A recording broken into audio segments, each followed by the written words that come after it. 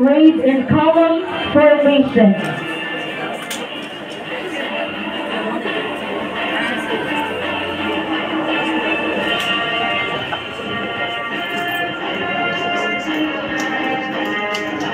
The race begins. The squad leader will command volume of fire.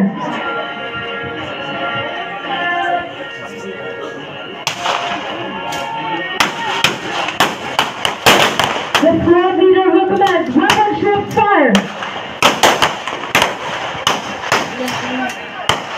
The squad leader will command first fire team bounce up, and the first fire team will now advance.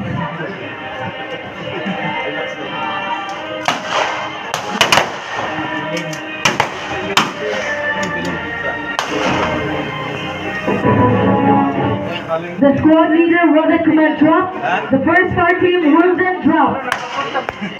As the first fire team holding in their position, the second fire team is now on the move. The squad leader will command second fire team bounce up. Both teams are now on the right position and is now ready to assault. The squad leader will command assault.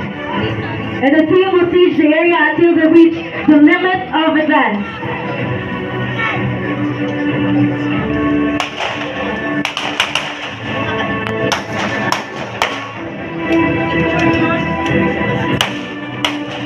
The assault has been commenced.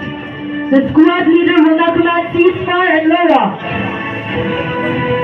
or limit of advance. The squad leader will command check men and equipment.